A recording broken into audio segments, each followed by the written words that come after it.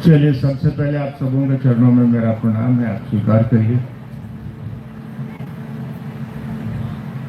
और आप लोग भी थोड़ा किनारे हो जाइए, हम हीरोइन थोड़ी हैं जो फोटो खींचिए, इधर किनारे से कर लो। इतने सुंदर सुंदर लोग पीछे बैठे हैं, आप हमारी तस्वीरें खींचे। चलिए,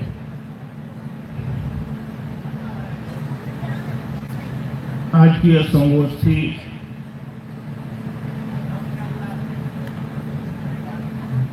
काफी अच्छे तैयारियों के बीच आपने आयोजित की है, जिसमें हम लोग अपने गुरु शिव की बात सुनेंगे भी, समझेंगे भी, कुछ आपकी भी बातें सुनेंगे। संगोष्ठी यानी एक साथ बैठकर बात करना, विचार करना। हम लोग इस बात पर विचार करेंगे कि साहब श्री हरिंद्रानंद जी और दीदी नीलम आनंद ने जो विचारधारा हमको और आपको दी है कि वो शिव पूरे जगत के गुरु हैं। आवाज कम नहीं रखें, मैं अपनी आवाज बढ़ा रहा हूं।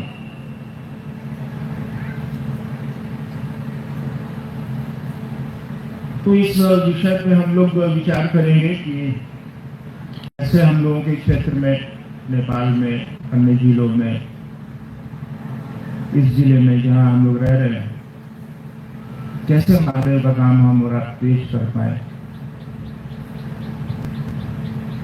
और जब ज्यादा लोग मिलिएगा तो कहीं पे काम तेज भी होगा, थोड़ी गड़बड़ियां भी होंगी, ये तो लाजमी है, होता ही है। तो उन गड़बड़ियों को ठीक करते हुए हमको और आपको आगे बढ़ना है। आप सभी इतने दूरी से इतने अपना समय निकाल के आए, आपको भी प्रणाम है। और आप ऐसे ही अपने गुरु शिव का काम करते रहिए। अपने क्षेत्र में आप कर ही रहे हैं, मैं तो कल से हूँ यहाँ, लगातार लोगों से बात हो रही है। कल भी शाम में 3-4 घंटे आप ही के बीच बैठा था मैं यहाँ पे। जितनी भी फुर्सत मिलती हो, कोशिश करिए कि हमारे गुरु शिव के काम में लगे, अपना भी काम करें। साहब कहते हैं कि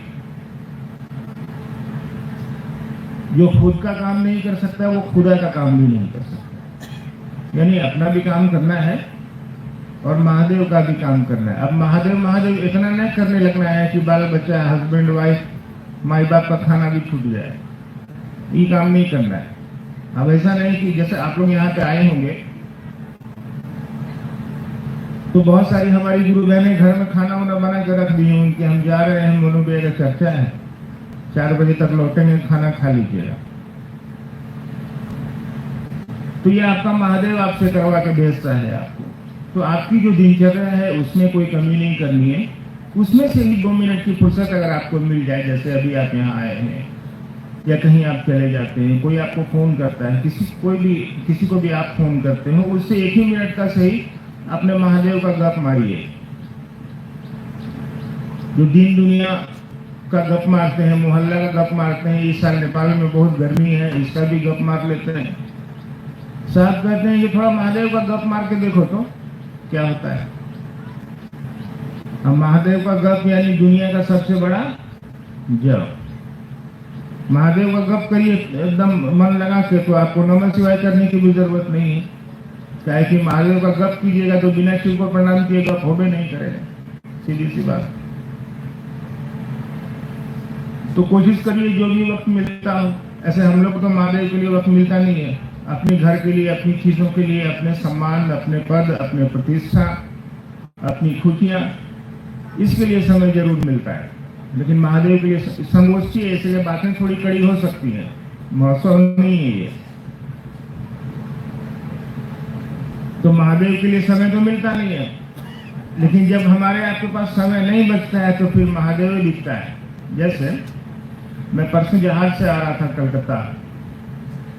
कलकत्ता से बागडोगरा आ रहा था, कलकत्ता से बागडोगरा मैं जहाज से आ रहा था। मैं जहाज में अपना मोबाइल निकाला, गेम खेलना शुरू किया फोन में।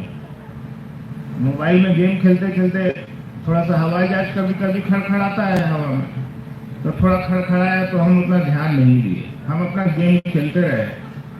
फिर थोड़ा सा और ज्यादा खड़खड़ाया तो भी हम सोचे कि इतना तो जहाज में होता ही है। थोड़ी देर के बाद जहाज वो खड़ खड़ खड़ खड़ खड़ खड़ खड़ खड़ जोर जोर से करने लगा। तब हम गेम बंद कर दिए। हम सोचे जिंदा रहेंगे तो साला ढेर गेम खेल लेंगे। उस समय हमको थोड़ा बहुत में महादेव याद नहीं आया। जब ज्यादा खड़खड़ाने लगा, उछलने लगा बैराग पे, तो हमको महादेव याद आने लगा। ये सरकारी क्या हो रहा है, हमको चर्चा में जाना है, 2 दिन तो रुक जाइए। यानी शिव हमेशा याद नहीं आते। जब हमारा परेशानी में रहते हैं तो महादेव याद आने लगते हैं। एक बार मैं दिल्ली जा रहा था, दिल्ली में चर्चा थी, तो दिल्ली जाने में रांची से करीब 1.5-2 घंटे लग जाते हैं जहाज से। एक बगल में अंकल जी बैठे हुए थे, हम सोचे कि बैठे बैठे क्या करें, तो उनसे बात करते हैं महादेव के बारे में, बोर हो रहे हैं। वो अपना जहाज में बड़ा बड़ा लोग चलता है भाई, हम लोग इमरजेंसी में कभी कभी चल लेते हैं, जल्दी पहुंचना है। तो बगल में वो चचा जी टाइप के आदमी बैठे हुए थे। हमने उनको कहा कि सर सुनिए ना, तो आंख बंद किए हुआ था, तो फिर आंख खोल में नहीं किया। फिर हम टोके, हमने सर सुनिए ना, तो हमको बोला है डिस्टर्ब मत कीजिए, सो रहे हैं हम बोले अंकल महादेव को गुरु मानने लीजिए, आराम से सोइएगा, क्या दिक्कत है, तो बकवास बंद कीजिए अपना, डिस्टर्ब मत कीजिए हमको। तो हम 2-3 बार बोले, लेकिन वो हमको झड़प दिए, तो हम भी शांत हो गए। अरे भाई कर्महीन जाग सागर गए, जहां रतन के ढेर, पड़त हाथ घोंघा मिला, देखो भैया कर्म कैसे। अब हमारे आपके कर्म में महादेव नहीं लिखल है, तो जबरदस्ती तो आप ठोक नहीं सकते। तो हम ये सोच के चुपचाप बैठ गए। थोड़ी देर के बाद जहाज जब बादल में घुसा तो खड़खड़ाना फिर शुरू किया। जहाज जब जोरों से खड़खड़ाने लगा तो वो अंकल बगल में जो थे वो हड़बड़ाने लगे। खड़खड़ाहट होगा तो हड़बड़ाहट तो होगा। तो बगल वो हमको पूछ रहे, हाँ भाई जी क्या बोल रहे थे, शिव को गुरु मानने से क्या होता? हम लोग कुछ नहीं होता, बैठिए। नहीं बताइए, नहीं होता। हम लोग एकदम शांत बैठिए, हमको डिस्टर्ब मत कीजिए। हम अपना इत्मीनान से महादेव महादेव कर रहे थे कि हम अकेले थोड़ी जाएंगे, ये 307 साथे जाएगा। टिकट नॉट मिजाज, अकेले हमको जाना हो तो डर लगे, और साथ में 400 आदमी को जाना है, तब जब सब लेके करेगा तो फिर टेंशन का है। तो वो अंकल हमको 3 बार टोके, हमने अब चलिए। तो लास्ट में फिर उनको हमें बताया तो बेचारे वो अपना महादेव को गुरु बनाए। तो जब तक आप विपत्ति में नहीं पड़ते हैं तब तक शिव याद नहीं आते। लोग कहते हैं महादेव को दिखता ही नहीं है तो गुरु कैसे होगा? अरे महादेव नहीं दिखता है। जब डॉक्टर बोल देता है कि दवाई देवा पर असर नहीं कर रहा है, तब साला महादेव के अलावा कोई दिखबे नहीं करता, वही दिखेगा, हे महादेव ठीक कर दीजिए हमको। दिख रहा है कि नहीं दिख रहा है? तो शिव को देखने की आवश्यकता नहीं है, उनको महसूस करने की जरूरत है। अभी भी गुरु भाई लोग, गुरु बहन लोग कह रहे थे कि 3 सूत्रों का पालन करिए, जब यहाँ फुर्सत मिले महादेव का काम करिए। भजन भी सुन रहा था मैं, अच्छा भजन हो रहा था तब से। दीदी के बारे में भी भजन में बड़ी सुंदर बात कही जा रही थी। तो प्रयास करिए, जो भी समय हमारे आपके पास है अपने गुरु शिव के लिए 2 ही मिनट से ही कर लें। बाकी तो फिर दुनिया तो नचेबे करेगा, है ना? दुनिया है तो उसमें तो नचना ही। अभी मैं सुबह कुछ गुरु भाई लोग आए थे, लोग कह रहे थे हम लोग के यहाँ वे जानते हैं शिव चर्चा में नाच उच होने लगता है, पता है क्या? कहीं देखा आप लोगों ने? नहीं होता, कहीं कहीं पे होता होगा। तो जिंदगी तो ऐसे ही नचा रही है, कभी इधर कभी उधर, कभी इधर कभी उधर। तो अपने मन से नाचने का क्या जरूरत है? जिंदगी पर छोड़ दीजिए, नचा नचा के मुआ दीजिए। तो रहने का जगह थोड़ी है, साधु ये मुर्दों का। तो यहाँ कुछ करने की आवश्यकता नहीं है। हम लोग झूठे और नाचने के चक्कर में पड़े हैं। नाच तो रहे हैं, पूरा जगत ही नाच रहा है। तो जो भी वक्त है उसको शिव के लिए लगाना चाहिए। चलिए, आपके सवाल सब बहुत ज्यादा देश पेपर के तरीके से आए हैं यहाँ पे, तो देखते हैं क्या है, कोशिश करते हैं कि उन पर बात हो सकेगा। हेलो,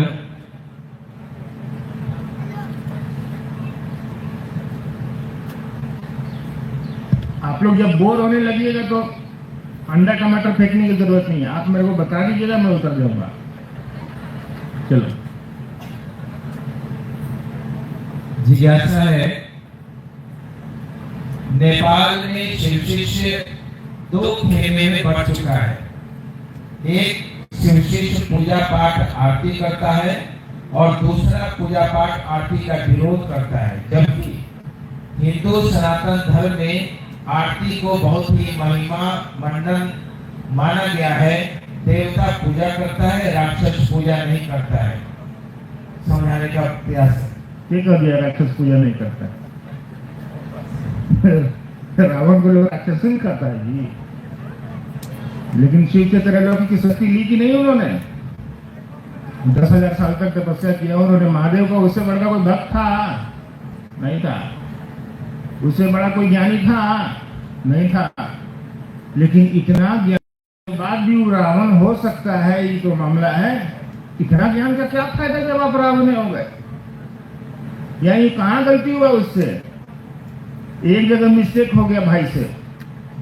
उसने महादेव से ज्ञान तो ले लिया, ज्ञान को उसने शक्ति तो महादेव से मांग ली, त्रैलोक्य की शक्ति, तीनों लोगों में ताकतवर उससे ज्यादा कोई नहीं था। रावण की कहानियां तो आप भी जानते हैं। उसने महादेव से पावर तो ले लिया, शक्ति तो ले ली उसने, लेकिन शक्ति को संचालित करने का, शक्ति को चलाने का ज्ञान वे नहीं लिया। मामला फंस गया। अरे भाई, आपको साइकिल चाहिए, किसी ने आपको साइकिल दे दी, लेकिन साइकिल चलाने का ज्ञान ही आपके पास नहीं है, तो आप यहाँ से लेकर रोड तक निकलिएगा, फिर वहां जाके भाड़ान से नाला में पटका जाइएगा, मुंह कान तोड़ लीजिएगा। साइकिल मिलने से नहीं होगा।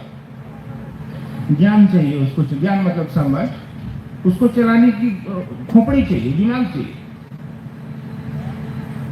तो पूजा तो यार शिव की कोई भी कर सकता है, लेकिन थोड़ी सी बुद्धि भी मांगिए ना। ज्ञान निक्षेप तू शंकर, आप तुम ज्ञान देते हो इसीलिए शंकर हो, है ना? वो ज्ञान देता है इसीलिए वंदे बोध में हम गुरु शंकर। गुरु कैसा हो तो शंकर के जैसा हो, रामचरितमानस कहती है।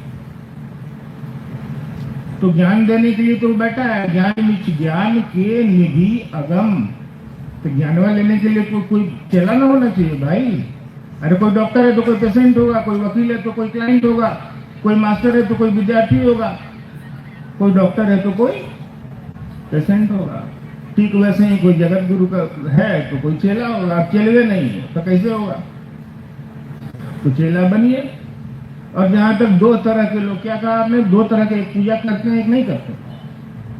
अरे भाई, तो इसको समझिए। साहब ने क्या कहा है आपको? साहब ने कहा है कि यार तुम जो करते हो करो, तुमको पूजा करनी है महादेव की, करिए भाई, इसमें कहां रोक टोक है? सदियों से हम और आप शिव की पूजा कर रहे हैं, इसमें कोई रोक टोक, कोई बंधन हुआ है क्या? नहीं हुआ है। सालों से महादेव की पूजा हो रही है, तो करिए, इसमें कहा। या तो भाई, यहाँ तो ये तो नेपाल है, यहाँ तो राष्ट्रीय देवता ही शिव है, पशुपति नाथ स्वयं विराज रहे हैं यहाँ पर। तो ये तो पूजा और अर्चना और इबादत का देश ही है भाई, इसको क्या कहना है? आपको करना है करिए, नहीं करना है मत करिए। साहब ने कहा कि 3 सूत्र करिए, 3 को काम करिए। शिव को अपना गुरु बनाने के लिए उनसे दया मांगिए, उनकी चर्चा करिए और उनको प्रणाम करिए। यही 3 ने बतवा बोले। अब चौथा में आप कहिए कि नाच नाच के प्रणाम करना है, ये वो कहेगा नहीं डीजे बजा के प्रणाम करना है, तो ये आपके ऊपर है। अरे भैया, आप प्रणाम तो मन करेगा ना, शरीर तो प्रणाम करेगा नहीं, मुद्राएं तो रमन नहीं करेंगी। हम और आप मंदिरों में जाते हैं, मूड़ी नीचे, टांग ऊपर, तो साष्टांग, तो ऐसे तो वैसे करते हैं नहीं प्रणाम। पंडित जी कहते हैं हो माथा फूट जाएगा, आप मत कीजिए, वैसे लग जाएगा, चोट लग जाएगा। तो मुद्राएं प्रणाम नहीं करेंगी। आपका शरीर किसी के सामने झुक रहा है, ये झुकना प्रणाम नहीं करेगा। आपका मन जिसके सामने झुक जाएगा, प्रार्थना वही घटित हो जाएगी। आपके मन को झुकाने की आवश्यकता है, तो झुकाने की कोशिश करिए। 3 सूत्र भी यही करते हैं। और ऐसा कुछ नहीं है कि पूजा करने वाले लोग अलग हो गए, नहीं पूजा करने वाले। आपका पूजा करने का मन है, करो ना यार, क्या दिक्कत है? अब बहुत सारी गुरु बहनें हैं जो जब तक नहाएंगी नहीं तब तक महादेव साप्ताहिक चर्चा में नहीं जाएंगी, जब तक नहाएंगी नहीं तब तक महादेव का पूजा सुबह सुबह नहीं करेंगी, है कि नहीं? अब असल हम 10 दिन से नहीं नहाए, सही में ये लोग नहाया है, हम नहीं नहाए। तो अब रेगिस्तान में जहाँ पे पीने को पानी नहीं है, वहाँ कहिएगा कि पहले नहाओ, पहले गंगा जल से पवित्र करो, उसके बाद महादेव का पूजा करो, तो क्या मतलब है इसको? उसके पास तो पीने का पानी नहीं है। वो तो बेचारा एक बाल्टी पानी लाता है, दिन भर उसी में अपने परिवार अपने बच्चे को पिलाता है, अपने भी खाना बनाता है, खाता है। तो शिव को बंधनों में क्यों बांध रहे हैं? वो तो बंधनातीत है। आपके पास है तो भी ठीक, नहीं है तो भी कोई दिक्कत नहीं, आप नहाए हैं तो भी ठीक, नहीं नहाए हैं तो भी कोई दिक्कत नहीं। ना पूजा, ना धूप, ना बाती, ना क्या है, ना पूजा के फूल, कुछ नहीं है मेरे पास। हाँ, ना चंदन, ना धूप, ना बाती, ना पूजा के फूल, मेरे पास कुछ नहीं है। हम क्या देंगे आपको? एक सुंदर सी कविता है कि हे उरग उर के बलजा गलहार लेंगे शंभू। उर मतलब छाती, पेट। सांप तो छाती के बल ही चलता है। हे उरग उर के बलजा गलहार लेंगे शंभू, यानी उरग मतलब सांप। सांप को कहा जा रहा है कि तुम छाती के बल चलते हो ना, पेट के बल चलते हो ना, तुम वैसे ही महादेव के पास जाओ, गलहार लेंगे शंभू। अपशब्द अर्चना के सुधार लेंगे शंभू, और अंतर से पुकारोगे तो उबार देंगे शंभू। तो आपको अंदर से पुकारने की आवश्यकता है। उस सांपा को कोई कह दे कि तुम टेढ़ा चलते हो, तुम सीधा चल के महादेव के पास जाओ। उस सांपा को कोई कह दे कि तुम जहर रखते हो, तुम जहर को पहले हटाओ उसके बाद महादेव के पास जाओ, तो कभी कर पाएगा ऐसा? नहीं कर पाएगा। तो शिव ने कहा कि तुमको समाज में कोई इज्जत नहीं देता है। सांप तुम निकलते हो तो लोग ढेला और डंडा निकालता है, कोई बात नहीं, आओ तुम मेरा गला में रहो, तुमको हम इज्जत देंगे। देखिए शिव की तस्वीरों को, उनके साकार चित्रण को देखिए, आपके घर में भी कैलेंडर होगा। चंद्रमा को उसने कहा कि तुम सबसे टेढ़ा है जी, आओ मेरा कपार करो। जानवरों को कहा, देखिए ना बाघ क्या करता है, बैल को खा जाता है।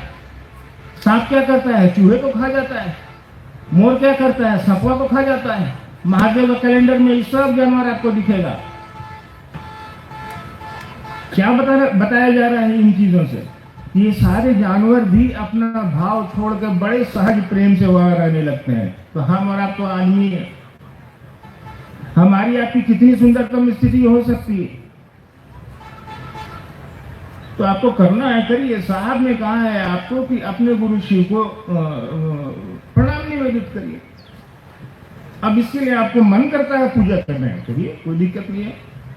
आपको मन करता है मिश्री दाना चढ़ाने का, चढ़ाइए, कोई दिक्कत नहीं है। लेकिन चढ़ाते हम और आप हैं, ससुरा खाते भी हम ही और आप हैं। झूठे महादेव को बदनाम कर देते कि केला खिलाना है, तो लड्डू खिलाना है। बहुत सारी साप्ताहिक चर्चाओं में अब आजकल क्या देखने को आ रहा है कि भीड़ थोड़ी कम हो जाती है। एक आदमी हमको बोला कि सर साप्ताहिक चर्चा में ना आजकल 10 से 15 आदमी आ रहा है। हम बोले यार मोहल्ले वल्ले में बहुत ज्यादा चर्चा केंद्र खुल रहे हैं, तो अब आदमी तो एक ही ना यार, वो बढ़ जाता है, कभी वहां चला जाता है, कभी वहां चला जाता है, तो भीड़ थोड़ी कम हो जाती है। तो बोले नहीं भैया कोई और बात है। हम बोले तो फिर काम करो, तुम अपने साप्ताहिक चर्चा पे गुलाब जामुन बंटवाओ। तो बोला हाँ भैया ठीक है। तो पहला दिन जो है सोमवार को 100 गुलाब जामुन रखा, सब गुरु भाई गुरु बहन में हल्ला हो गया कि वहां वाला हमें गुलाब जामुन देता है। अब अगला बार से उसका साप्ताहिक चर्चा केंद्र पर 600 जाने लगा गुरु भाई गुरु बहन लोग। वो आदमी ने हमको फिर फोन किया, हाँ भैया ये तो 600 हो गया है, अब कहाँ से गुलाब जामुन लाए? हम बोले ससुरा तुमको हम पहले मना किए थे कि काम मत करो। तो ये तो गलती हो गया भैया, हम तो भूख तो अब खिलाओ, तो आदमी को बुलाया तो खिलाओ। तो होता है, आपको करने का मन है, करिए। महादेव को चढ़ाएंगे क्या क्या बोलते हैं, तो छोटा वाला दाना, मिश्री दाना, इलायची दाना। हाँ, बहुत ज्यादा खुश हो जाते हैं तो क्या उजला उजला वाला आता है ना इलायची दाना, वो चढ़ा देते हैं। इतना कभी आपका दामाद आए तो उसको भी 1 किलो खाने के लिए वही दीजिए, 1 गिलास पानी दीजिए।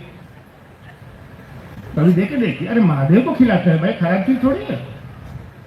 कभी आपका दामाद भी घर पे आए तो उसको 1 किलो मकुन दाना और 2 गिलास पानी दीजिए, आइए मेहमान जी, पाहुन आइए, खाइए।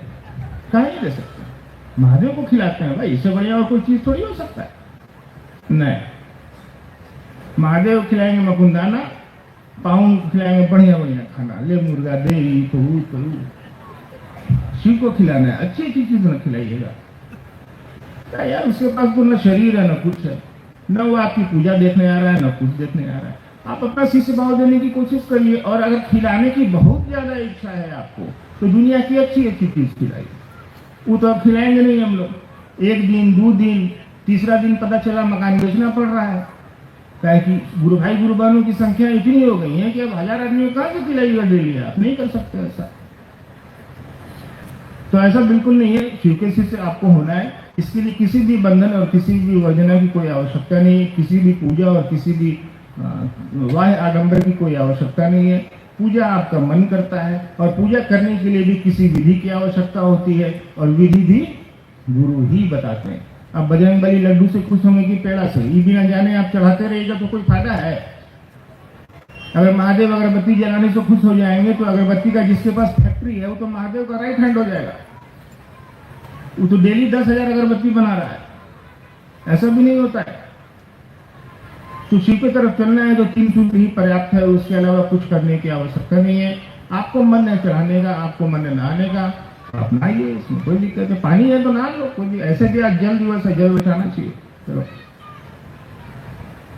हेलो,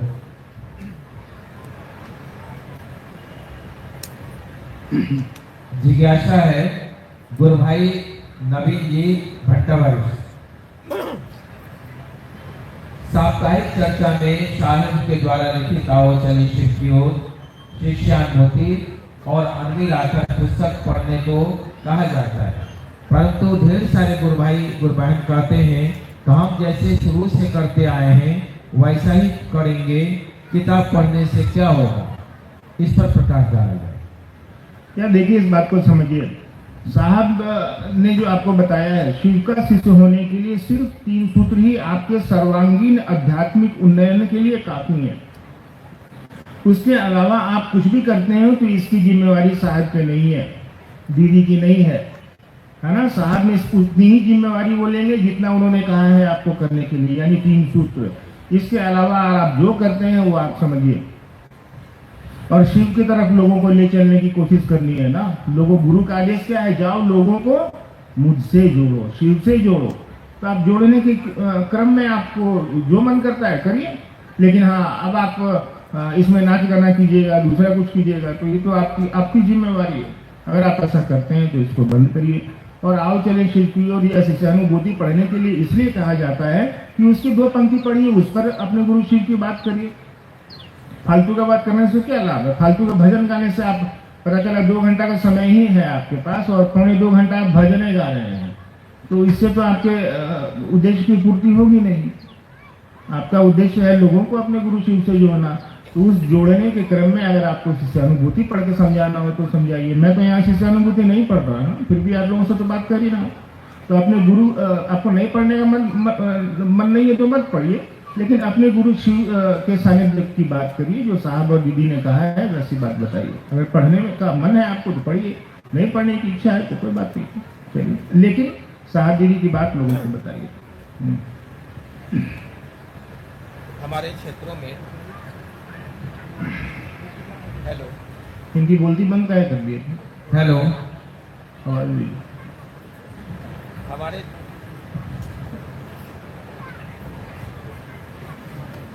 हेलो हेलो, हमारे क्षेत्र में गुरु भाई बहनों के द्वारा बैटरी डाउन हो गई है आपकी। हेलो, बोलिए, मैं सुन रहा हूँ। हाँ, गुरु भाई बहनों के द्वारा जादू टोना, कपड़ा लत्ता, भजन कीर्तन, डांस, ये सब किया जाता है, क्या ये सही है? इस पर समझाने की कृपा कर। डांस कौन वाला डांस? ब्रेक डांस, शादी वाले डांस, किस? उसमें भी कोई वर्गीकरण है तो बताइए। नहीं, वर्गीकरण तो नहीं है, लेकिन डांस डीजे वाला। अच्छा, डीजे वाला। यार, मैंने कभी कहा जिंदगी तो ऐसे ही नचा रही है, उसमें और आग का घी का काम क्यों कर रहे हैं आप खुद नाच करके? जिंदगी तो नचाएगी, एक दिन ऐसा नचाएगी कि आपको लोग उठाते रहेगा, उठ नहीं पाएंगे, है ना? इतना नचा नचा के मारेगी कि लोग आपके कान के बगल में कितना भी हॉर्स पावर का डीजे बजाए, आपको कोई फर्क ही नहीं पड़ना है, कुछ नहीं होना है, उठिएगा ही नहीं हम और आप। तो नाच गाना बंद करो यार, इन सभी चीजों से कोई फर्क नहीं पड़ता है। महादेव नचा देगा तो फिर नाचते रहिएगा, महादेव से डरिए थोड़ा, है ना। महादेव भोला है, लेकिन उसके हाथों में त्रिशूल का कान खुजाने के लिए थोड़ी है, उसका भी उपयोग है। इसलिए बचिए इन चीजों से, अपने महादेव का काम करिए। साहब ने जो 3 सूत्र दिए हैं उसको करने की कोशिश करिए। जो लोग ऐसा करते हैं उनको समझाने की आवश्यकता है, समझाने की कोशिश करिए। नहीं समझते हैं तो वैसा जगह जहाँ पर ये सब चीजें होती हैं वहाँ जाना छोड़ दीजिए। अरे भाई, कोई नाच देख रहा है तब तो कोई नाच रहा है, हम देखेंगे तब तो कोई दिखावे। अब देखना बंद कर दीजिए, नाचना बंद कर दे, सिंपल है। उसे लड़ने तो जाओगे नहीं यार। अब उसको नाच के पैसा कमाना है तो क्या करिएगा। अब बहुत सारा मैंने देखा है, बहुत सारी टोली में ना ढोल लेके आता है सब बजाने बजाने के लिए। वो बोलेगा पहले हारमोनियम पूजाई दीजिए, है ना। उसके बाद कहेगा एगो ढोलकवा वाला नाल पूजाई दीजिए, सिंदूर लगाइए, नाल टिकिए। टेकुआ देखे हैं, टेकुआ जिसमें सुई रहती है आगे, बोरा वोरा सिलने वाला। चुपचाप टेकुआ लेके जाइए, जहाँ वो कहे कि नाल पूजाई दीजिए उसको ढोलवा में ठूस दीजिए टेकुआ से। कहिए कि हम लोग का नेपाल में ऐसे ही पूजाई होता है। घुसाइए मत, झूठे झंझट हो जाएगा कल। उसकी भी आजीविका है, बेचारा जीवन चला रहा है।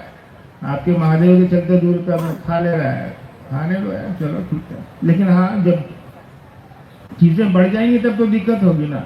अब आप भी उसको देना शुरू कर दीजिएगा, वो लेने के लिए बैठा ही है। हम लोग की तरफ एक कहावत है, हम हूँ डाकू तू हूँ डाकू, ऊंच नीच ना खाला बा, तू हूँ लूटा हम हूँ लूटनी, कौन बात के हाला बा। इस समय तो गड़बड़ा जाएगा यार, इसको ठीक करो। चलो, हेलो। पुनः जिज्ञासा की ओर मंच के उत्तर साइड में एक बैनर लगा हुआ है जिसमें लिखा हुआ है कि शिव ही हमारे गति हैं, हमारे गंतव्य हैं, हमारे गुरु हैं, समझाने की कृपा करें। हाँ, बिल्कुल सही बात है। शिव ही, अरे आप जाएंगे किधर? शिव की तरफ ही जाएंगे। आप मिलेंगे किसमें? शिव में ही। आपको चलना किधर है? शिव की तरफ चलना है। लेकिन ये बात हम लोग समझते नहीं है, लिखने को भी लिख देते हैं। श्मशान घाट कभी गए हैं? कौन कौन गया है? हाथ उठाइए। आप कौन नहीं गया है? एक दिन जाइएगा, कोई बात नहीं, चिंता नहीं करिए। तो हम भी जाएंगे, हम ऊपर के थोड़ी टपके हैं। जो आया से तो जाएगा, चाहे वो देवी देवता हो, चाहे वो मोनू बाबू हो, चाहे वो आप हो। जिसका भी जन्मदिन मनाइएगा, उसका मरण दिन तो मनाना पड़ेगा, कोई उपाय नहीं है। बाजार से दवा खरीदे हैं ना, दवा खरीदते समय देखते हैं उसमें लिखा रहता है मैन्युफैक्चरिंग डेट, यानी उस दवा के बनने का दिन। थोड़ा सा और उल्टो पुल्टो करें तो कहीं पे लिखा रहा है छोटा सा में एक्सपायरी डेट, यानी उस दवा के खत्म होने का दिन। ठीक वैसे तो हमको अब श्मशान घाट के सामने से गुजरोगे ना कभी कभी, तो ऐसा लगेगा 2 मिनट के लिए कि साला क्या इस धरती पर आके कर रहे हैं, हाय कैसा, हाय कौवा, हाय कैसा, हाय कैसा, यही कर रहे हैं। सबको तो एक दिन यही श्मशान घाट आना है। ये थोड़ी देर के लिए आप सोचिएगा जरूर, मतलब आएगा आपके दिमाग में। जैसे ही देखिएगा ना लाश वाश जल रही है, आप उधर से गुजर रहे हैं, तो आपको लगेगा कि सबको एक दिन यही आना है। तो इतना हाय हाय तक तौबा क्यों मचा रहे हैं जीवन में हमारा। और फिर जब श्मशान घाटों से गुजरते गुजरते आगे चले जाइएगा, बाजार का तरफ आ जाइएगा ना, तो फिर दिमाग में वो भाव ही गायब हो जाएगा। फिर आप अपना खैनी लटाते हुए वापस घर की तरफ जाइएगा कि हाँ पत्नी बोली है कि टमाटर लेके आइएगा 1.5 किलो, 3 दिन से बोल रही है नहीं अभी ले जाएंगे तो गोली मार मारेगी। यानी आपके मन में जो ये विचार है, इसको शमशान वैराग्य बोलते हैं, इस टर्म को बोलते हैं। यानी थोड़ी देर के लिए ही सही आपके मन में श्मशान वैराग्य, यानी आपके मन में ये भावना आने लगती है, ये विचार आने लगते हैं, किराना नहीं देश वीराना है, ये संसार कागज की गुड़िया बूंद पड़े, इस साला रहने का जगह नहीं है, जाने की जगह। लेकिन यही भाव स्थायी नहीं हो पाता है मन में। स्थायी हो जाए तब तो कमाल हो जाए। साहब ने अपने उनकी किताब आप पढ़िए, आओ चले शिव की, और उसमें क्या उन्होंने पहले कवर पेज पे उसमें एक तस्वीर है ना, देखी होगी आप लोगों ने, उसमें एक सांप है, उस सांपों एगो मेढक को पकड़ ले है, वो मेढक एगो फतिंगा को पकड़ने के चक्कर में, यही ना उसमें। तो इससे वो क्या बताना चाह रहे हैं? इससे वो ये बताना चाह रहे हैं कि मेढक को ये बात पता नहीं है, जैसे हमको और आपको ये बात पता नहीं है कि धरती रहने की जगह, हम बड़े मजे से इस धरती में रह रहे हैं, अपना सारा काम धंधा कर रहे हैं इस जगत में। मेढकवा भी बड़े मजे से फतिंगा को चुन चुन के खा रहा है, लेकिन उसको ये बात पता नहीं है कि सांप के मुंह में हो घप, जहां अंदर घींचा साफ हो जाएगा खेला। हमारी आपकी भी यही स्थिति है, कोई घर से यहाँ से उठा के लेकर चल देगा। आजकल ये सांप जो अभी जा रही है, अभी बाहर आ रही है, इस बार जा रही है, इस बार बाहर नहीं आई, तब मोनू बाबू यहीं खलास, यहीं से आप स्मशान घाट ले जाइएगा हमको। हाँ सही बात, इन सासों का कोई भरोसा थोड़ी है यार, ये तो उसकी अनुकंपा से, उसकी दया से, उसकी कृपा से, उसकी इच्छा से पल प्रतिपल चल रही है। ये कब तक चलेगी इसका भान आपको नहीं है। लेकिन उस अगर मेढकवा को ये बात बता दिया जाए कि बाबू तुम सांप के मुंह में हो, कभी भी अंदर जा सकते हो, तब क्या होगा? वो मेढक फतिंगा को खाने का जो स्पीड होगा ना, उसको कम कर देगा, और उसके बाद दाहिने बाएं देखेगा कि सही बोल रहा है क्या, हम सांप के मुंह में है क्या। और जब ये बात पर भरोसा हो जाएगा उसको, तो फतिंगा खाने की स्पीड को छोड़ देगा, फतिंगा खाना बंद करेगा। ये सोचेगा कि साला यहाँ से निकल जाएंगे तो रोडवा देने ढेर फतिंगा मिल जाए, लेकिन पहले यहाँ से तो बच जाए। अपने जीवन को बचाने के उपाय को प्राथमिकता भी देगा कि ना यहाँ से पहले निकलना होगा। लेकिन हम और आप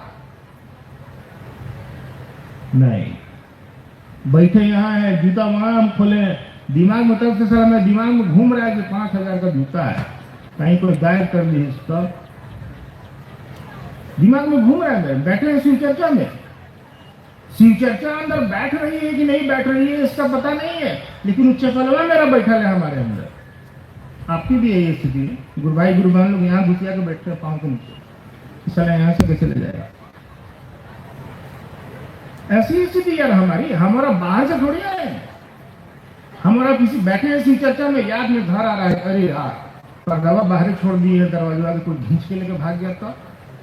बैठे हैं शिव चर्चा में, याद शिव की नहीं आ रही है, याद समान की आ रही है, याद जगत की आ रही है। भर्तृहरि ने ठीक कहा था, भोगा न भुगता वैमेव भुगता।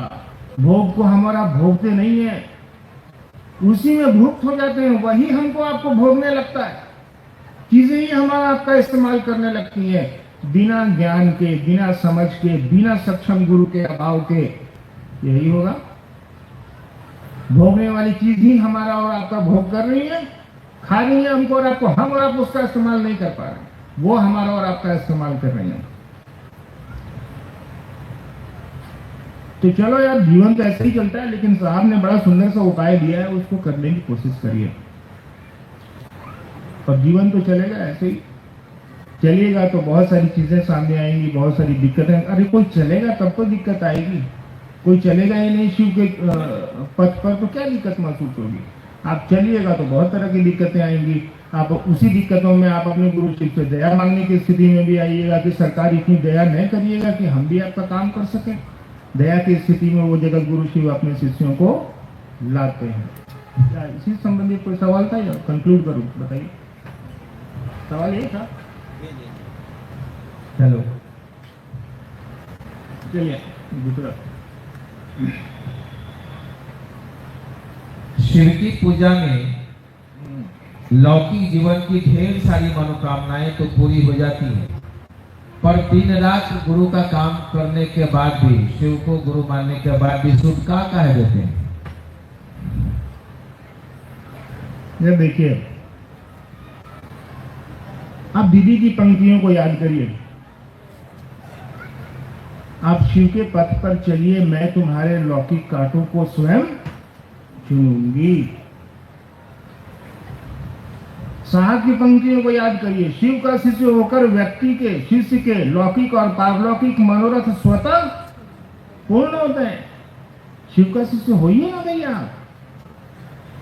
नहीं है जेबी में पैसा, नहीं है, क्या दिक्कत है?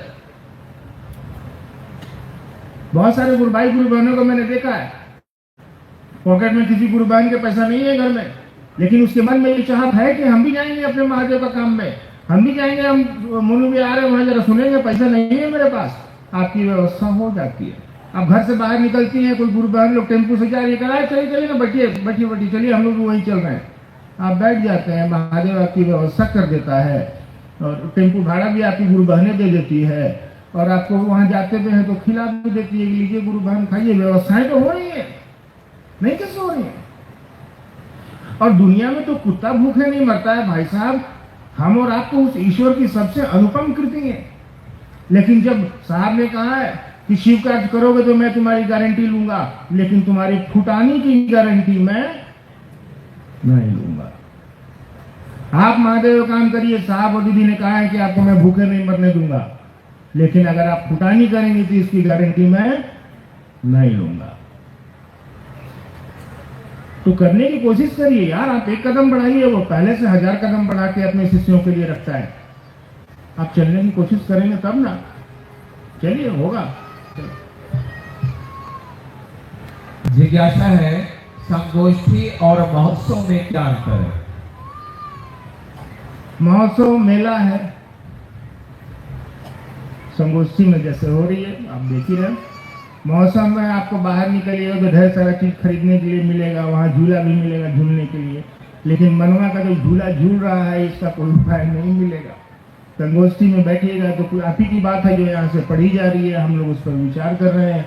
महोत्सव में क्योंकि बहुत कहीं कहीं पे महोत्सव भी जरूरी हो जाते हैं तो करना पड़ता है, और यहाँ जरूरी नहीं था इसलिए संगोष्ठी की गई।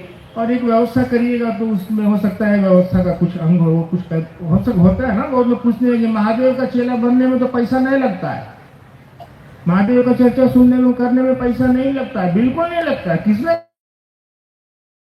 कह दिया लगता है? अरे प्यार करने में पैसा लगता है, पति को प्यार करने में पैसा लगा है, पत्नी को प्यार करने में पैसा लगा है, बच्चे से मोहब्बत और स्नेह रखने में पैसा लगा है, माँ से और पिताजी से प्रेम करने में पैसा लगा है? नहीं लगा है। लेकिन जब परिवार बढ़ेगा तो बच्चे होंगे, जैसे हम और आप किसी के बच्चे हैं तो अब स्कूल में भेजने के लिए पैसा लगेगा, कपड़ा खरीदने के लिए पैसा लगेगा। अब आप कह रहे हैं नहीं देंगे, तब फिर कैसे होगा? यानी जब आप किसी व्यवस्था के अंग बनते हैं, यानी आप किसी व्यवस्था के तहत चलते हैं, तो हो सकता है आपका उसमें 2 रुपया लग जाए। और आपको तो साहब ने कहा है कि तुम एन केन प्रकार इस बात को मन में, अगर तुम्हारे पास नहीं है पैसा, अगर तुम्हारे पास नहीं है कुछ 1 रुपया भी खाने के लिए, तो अपने महादेव को इस बात को मौन संप्रेषण दो कि हे महादेव आप मेरे गुरु हैं, इतनी व्यवस्था करिए कि हम भी जा सके, हम भी कर सके आपका काम।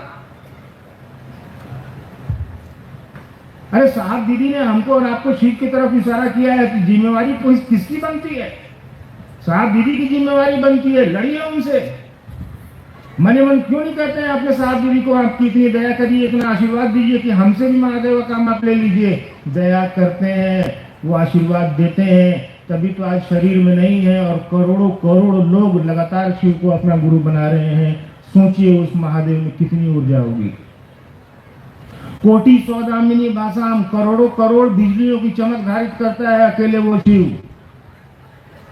डर भी जिससे डरता हो, भयानाम भयम विष्णु कहा जाता है उस शिव को। तो शिव की तरफ चलने की कोशिश करिए। व्यवस्थाएं एक अंग है, व्यवस्थाएं होती रहती हैं, आज हैं कल खत्म हो जाएंगी, परसों फिर बन जाएंगी, क्या फर्क पड़ता है। चलो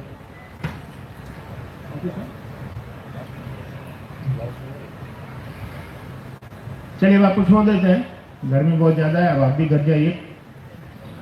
और इस बात को समझिए कि हम और आप साहब और दीदी की विचारधारा को लेकर चले हैं। दुनिया में यार इससे बढ़िया काम और कुछ नहीं है। आप किसी के दिल में, आप किसी की चेतना में, आप किसी के मन में, आप किसी के जीवन में शिव नाम डाल रहे हैं, आप किसी के जीवन को शिव की तरफ धकेल रहे हैं, आप किसी के जीवन को महादेव की तरफ लेकर चलने की कोशिश या प्रयास कर रहे हैं। दुनिया में इससे पावन संकल्प और दुनिया में इससे पावन कार्य और कुछ नहीं हो सकता कि लोगों के इस दुख भरे जीवन में आप शिव रूपी मुस्कान और शिव रूपी खुशी बांटने चले हैं। ये अधिकार साहब और दीदी ने सिर्फ हमको और आपको दिया है कि हम और आप लोगों को अपने गुरु शिव से जोड़ सकते हैं। पूरी दुनिया के अन्य लोगों के पास ये अधिकार नहीं है कि लोगों को शिव का शिष्य बना सकें। आपके पास ये अधिकार है, तो उसका लाभ उठाइए, अपने जीवन को उस जगत गुरु शिव की तरफ ले चलने की कोशिश करिए और दुनिया के जो भी लोग आपके सामने से गुजरते हो, यानी आपके जीवन में आते और जाते हो, उन लोगों को अपने गुरु शिव से जोड़ने की कोशिश करिए।